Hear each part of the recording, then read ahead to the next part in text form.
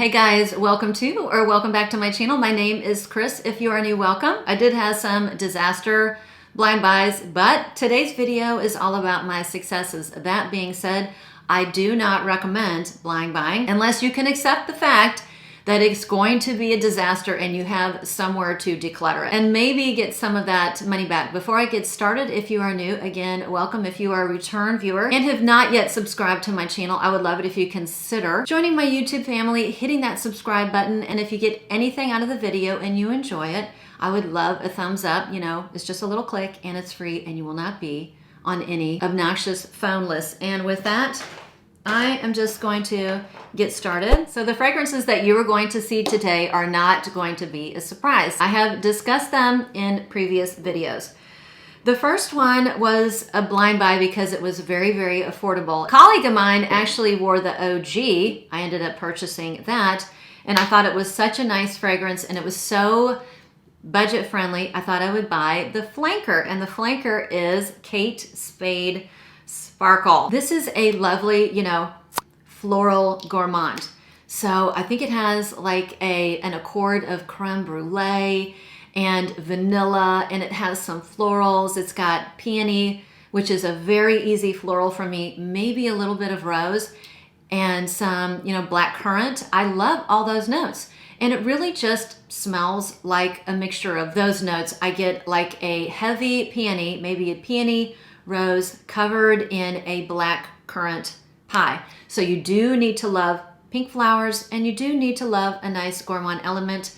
I get a little bit of both. It wears a little bit lightly on the skin, but it does last a lot longer on the clothes. And again, for $30, it was a terrific blind buy in my opinion. The next one was thanks to one of you out there, Barb Bright.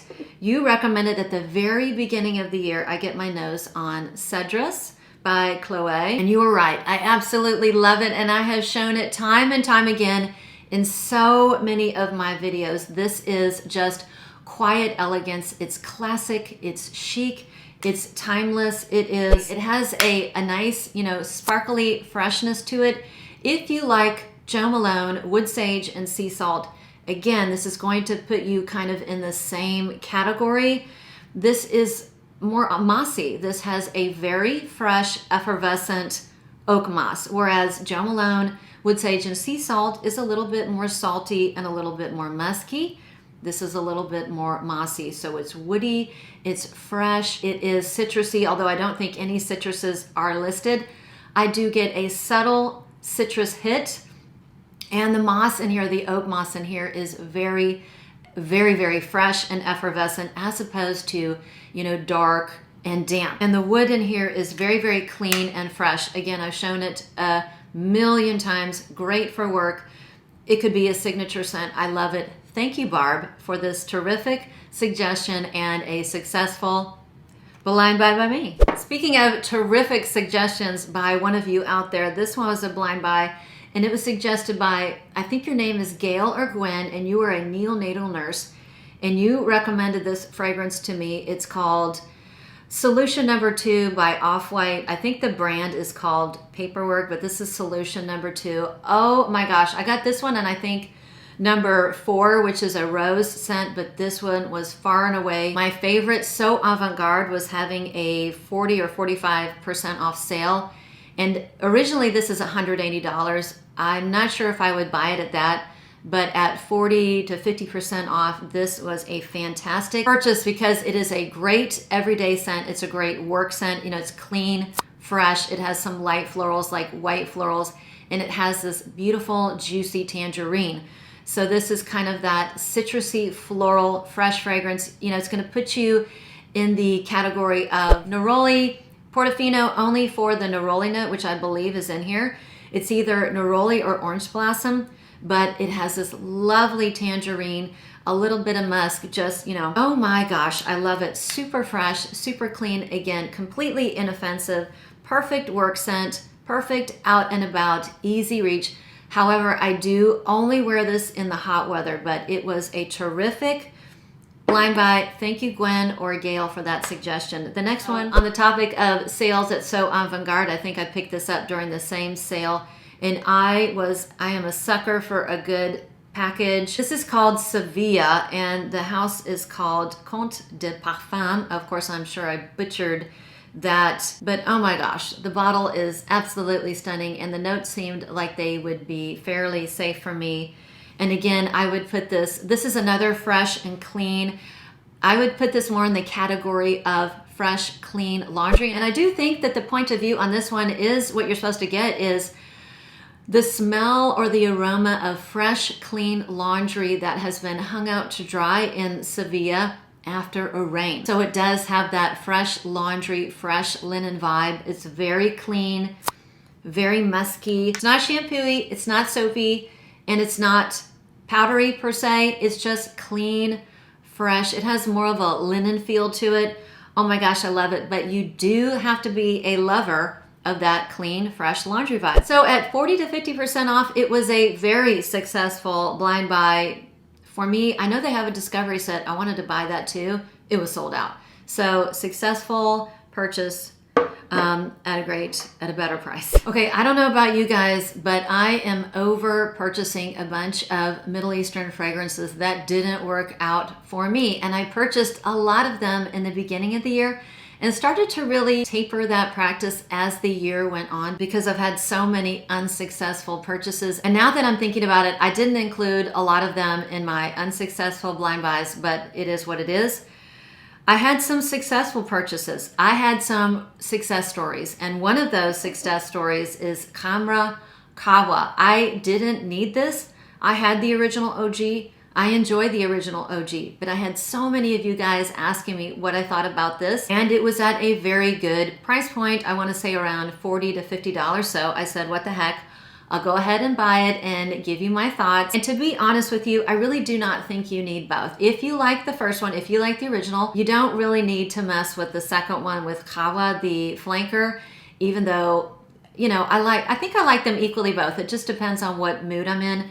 I didn't end up keeping the OG. I passed that along to my daughter's little special friend. He loves that.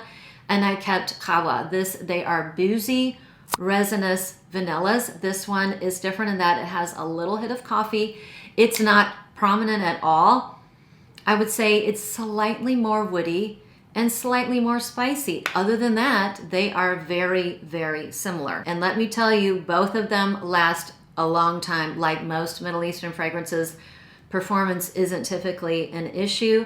One fragrance I waited a long time to get was Eclair, which is a fantastic dupe or impression for Bianco Latte. I loved that fragrance. There's about 10% of that fragrance that I didn't like, maybe 20%. I got a green minty grassiness, and I got a heavy plastic doll head in addition to that, you know, caramel honey vanilla fragrance which is quite lovely. But the more I wore it, the more I just kind of focused on the things I didn't like about it, and I ended up passing it along, decluttering it, and I purchased this one. And let me tell you, I get less of the things I don't like in the original in Eclair. No, it's still that yummy, milky vanilla with caramel and honey. This does have a little bit of that plastic doll head thing going on, but it's a little bit toned down, and I do not get that minty green grassiness, and I think it was the coumarin in the original. I do not get that in this one. This one isn't quite as loud. I mean, Bianco Latte lasts forever. This one still has terrific, you know, lasting power. It's just not beast mode, and just for me personally, it worked out a little bit better than the original at a fraction of the cost. I think I got this for like $35. I'm not going to focus on all the bad Middle Eastern Arabian fragrances that I got were disasters. I'm going to focus on the good ones. I just realized I think I have 6 here. The next one, I have been asked so many times about a good alternative to musk therapy, a fragrance I talk about all the time. One of my favorites, one of my most worn. And I have tried several, and the best dupe or impression by far, in my opinion, and I'm gonna stop looking now, is Glorious Oud Royal Blanc. This one right here. It is very, very close to the original Musk Therapy. The differences are this one is a little bit more citrusy in the beginning. There's just something so beautiful about Musk Therapy. It has a gorgeous, soft musk. You've got white florals, magnolia, there's orange, there's black currant, a little bit of woods in the background. It's just a magical scent, and it's a very easy reach for me. But you know, it's very expensive. So this one is a terrific alternative. I think this was $30 to $35. And again, the main differences are the opening. It has a lot more citruses. It's a lot more citrus forward. They smell very similar in, you know, in the mid part and in the dry down as well. This one is not as well blended. It's a little bit more musky. It's got just a touch of harshness. You know, the edges are not smoothed out perfectly like they are in musk therapy, and it doesn't last as long. But let me tell you, there's a huge price difference, so it is a terrific alternative. Do I need it? No, because I already have musk therapy, but I like to keep it to show you guys a good alternative for that expensive fragrance. And the next one, again, the bottle is goofy as all get out. This is Angham by Lattafa, one of the most recent purchases. I waited forever to get this. I like the original Burberry Goddess. I think it's a really, really nice fragrance. However, I could not get that thing to last more than 30 minutes to an hour on me. It is a lavender vanilla with a little bit of cacao, maybe some other white florals. This is almost a near dupe, but I think it is better because the lavender is toned down just a hair and the lasting power is so much better. Let me tell you, this was such a terrific, this is gorgeous, terrific purchase for me. And again, this one was about, I want to say $30, $35, and it has terrific lasting power. If you like the original Burberry Goddess and you thought it had just a smidge too much lavender, check this out at $30, $35. It's terrific. Oh my goodness, some more Middle Eastern fragrances. This one is really kind of a higher end, more expensive Middle Eastern fragrance. I bought this, I want to say January 2024. This is Sana by Blended Oud. If you like something like a Lyra or Love and Crime, this is going to put you in that same category. I purchased it because I got it like a 40% off at Max Aroma. So this is a citrusy vanilla with caramel. The citrus is blood orange, just like in Lyra. They are very, very similar. Lyra, I think Lyra is a masterpiece. It's gorgeous. It didn't have terrific lasting power on me. This one's very, very similar. Wearing them side by side, this one is more citrusy. So the blood orange in this is a little bit stronger, whereas the caramel in Lyra is a little bit stronger, maybe a little bit more vanillic as well. Also has a little dash of cinnamon that I do pick up. And I don't know if the original Lyra has cinnamon. And again, the cost differential is tremendous. I think I'd picked this up for $105, and a large bottle of Lyra is going to run you north of $300. So this one is not beast mode, but I can get really, really good lasting, you know, performance on my clothes, and I'm very, very happy. Another one I found just kind of like surfing the Jomashop website. I came across this fragrance, Rose 01 by Swiss Arabian, and I bought it. I didn't even look at the notes. I smelled it and I thought, oh my gosh, this is a sister to Delina.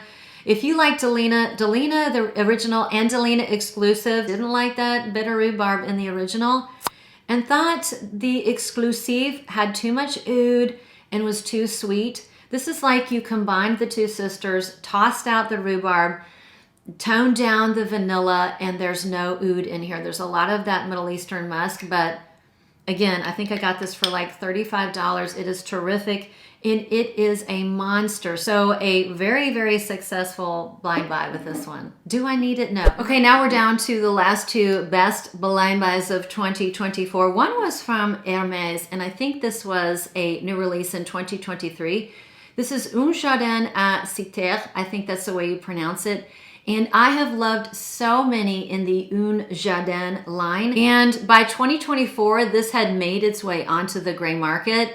And it had these notes that I thought I would love. Turns out I did love them. So I went ahead at the lower price point. So I went ahead and bought it at the lower price point, and I'm very, very happy. This is a very successful blind buy for me. I mean, you have to like lemons, but this is a lemony fresh fragrance with pistachio and olive. And what I get from this fragrance is like a slice of lemon meringue pie, and then you mixed a pistachio olive oil. So it definitely has some gourmand elements to it.